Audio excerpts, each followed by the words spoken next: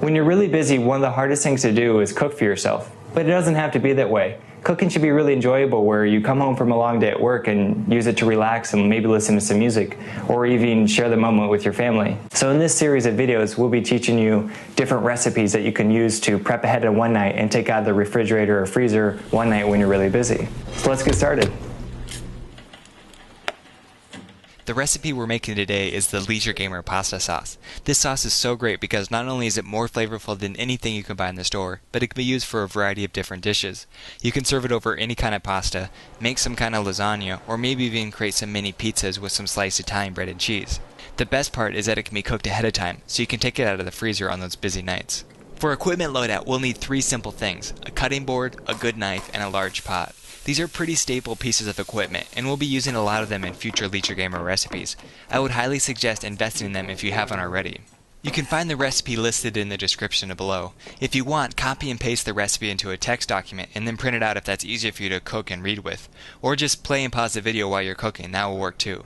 For the ingredients, we'll start with the aromatics. These are the vegetables that are going to add a lot of flavor and nutrition into the sauce. The 3 main aromatics are onions, carrots, and celery.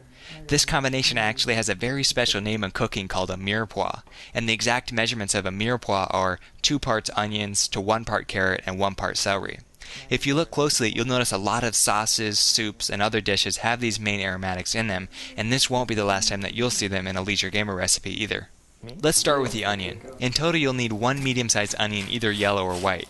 Cut off both ends and remove the outside layer of the skin. You'll need to dice the onion, and the easiest way to do this is to cut the onion in half, and then taking 1 half at a time, cut horizontally toward the root end without cutting all the way through. And then you want to rotate the onion and cut vertically, following the contours of the onion. Finally, turn the onion and cut straight down, resulting in an even dice. When the cutting gets tricky at the end, just place the remaining onion face down on the board and dice it in the easiest way possible for you. For carrots, you're going to need about 2 to 3 medium-sized ones. Start by peeling them, and we're going to want to cut an equal-sized dice, so if one end's really thick, go ahead and cut it in half so the dice will be more uniform. This also creates a flat cutting surface, so then the carrot won't roll on you when you're trying to cut them, which is safer anyway. Cut all the carrots crosswise to create a small dice. Cut off the ends of 2 stalks of celery and dice them crosswise like the carrots. Oh, and don't forget to wash your produce if need be, and sorry if that's a no-brainer. You're going to need 1 green pepper. Cut it in half and remove the seeds and ribs. I like to have a garbage bowl next to me when I'm cooking so I can keep my cutting area clean. But go ahead and quarter the green pepper. Then take each quarter and slice them thinly. Rotate the slices and then cut them crosswise to form a dice. Repeat the steps until all the pepper is cut. You can't have an Italian sauce without garlic, so we're going to need lots of it. In total, we're going to use 8 cloves, unless you want to save some time and then you can use garlic powder. If so, read the conversion on the back of the package, but it should be about 1/4 teaspoon of powder per real garlic clove. So in this case, 2 teaspoons of garlic powder should do it. If you're using real garlic, remove the cloves from the husk, and then use the flat side of your knife to press down on the clove. This should crack the skin enough to allow you to slip out the clove easily. Then cut up the cloves until you have an even-sized mince. For the other ingredients, we're going to need about 1 pound of ground Italian sausage. Depending on your grocery store, you could find this at the meat counter or in the freezer aisle. If you use frozen, make sure you thaw it completely before cooking. For the spices, you're going to need 2 tablespoons sugar, 2 tablespoons dried oregano, 2 tablespoons dried basil, 1 tablespoon salt, and 1/2 teaspoon of black pepper. Lastly, 3 15-ounce cans of tomato sauce and 1 large can of tomato puree, which should be about 1 pound and 13 ounces a can. Start by heating a large pot over medium heat. Once it's hot, go ahead and add about 1 to 2 tablespoons of oil. This will prevent the meat from sticking to the pot. Well, at least minimize the amount of sticking, that is. Add the ground sausage, and you don't want to set the heat too high at first or you'll scorch the meat. Instead, gradually raise the temperature if you need to once the meat is already cooking.